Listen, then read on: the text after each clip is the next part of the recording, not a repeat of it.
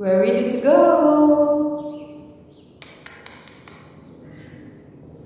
See you, friends, in Italy. Magbabakasyon muna kami sa France, mga Mars. Dahil holiday dito na ngayon sa amin, kaya magbabakasyon muna kami. Yung sasakyan namin ay gamit yung mobile home nila ni Mama at Papa. Nagkasinabot ni nga mag-uban ng tanan sa bakasyon.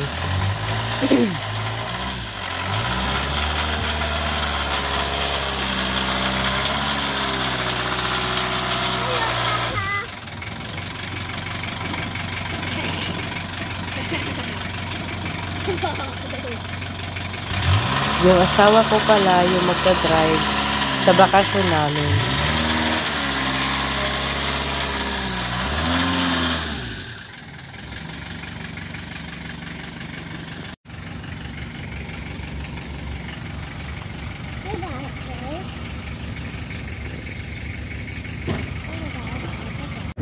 Dito na nga kami sa loob ng aming sasakyan, mga Mars, and ito yung loob ng aming sasakyan. Yung taas dyan ay yan yung bed at saka sa yung inaupuan namin, yan yung magiging bed din. Dito sa mobile home, mga Mars, ay kompleto na talaga sila ng mga gamit. Pwede kang mag-camping, matulog, magluto, tumae, umihi. Complete package na talaga, mga Mars. Kaya mas advanced talaga kapag may mobile home kayo na sasakyan. Kung mahilig kayo sa camping, mga Mars, ay maganda talaga kapag may mobile home.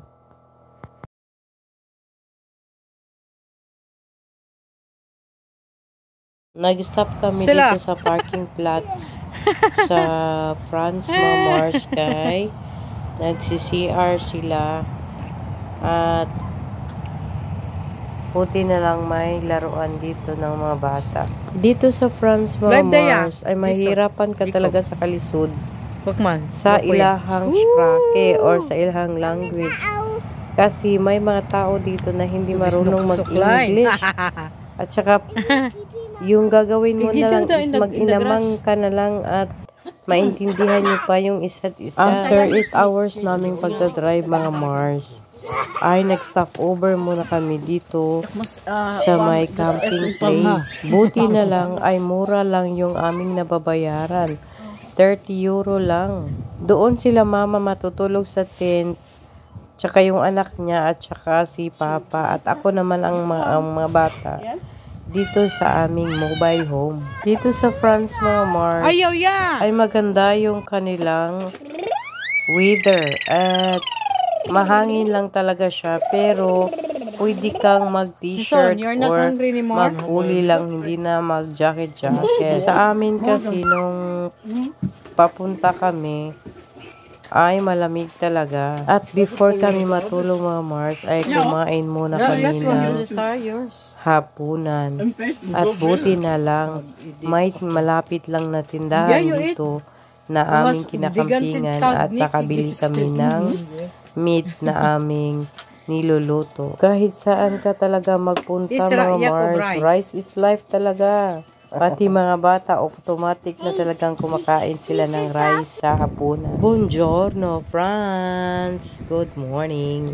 Hindi ko na pinapakita sa inyo yung CR, mga Mars. At nakaligo na kaming lahat para continue na sa aming journey dito sa France.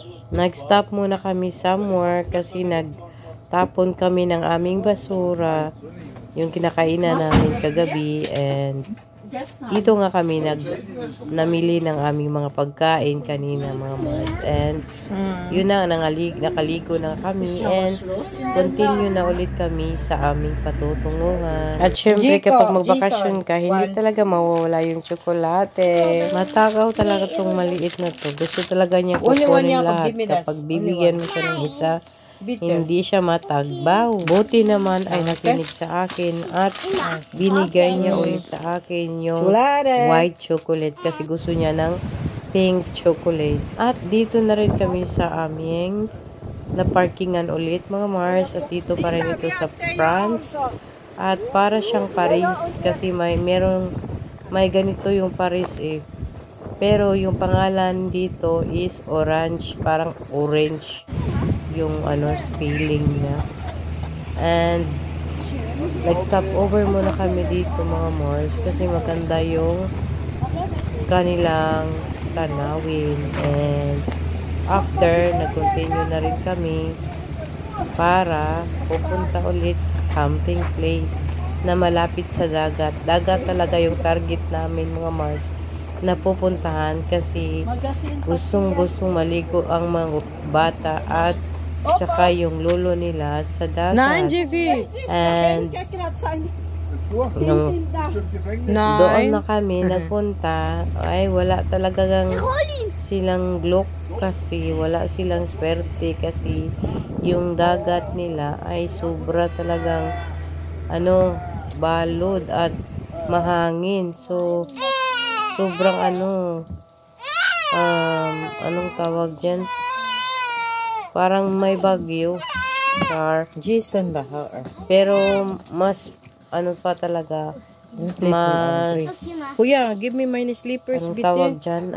Mas mas malamig pa talaga yung tubig. Kaya hindi kami nakaligo. At dito na rin ulit kami sa ibang camping place mga Mars. And ayun, nagkuha sila ng tubig. At saka malapit na rin kami sa CR dyan. Kasi nanghuhugas si mama ng mga plato. Yung kinakainan kasi namin para dito pala yung liguan. Maligo kami dito guys. Para may magamit kami after din. Nandun sila mama. Naglalakad.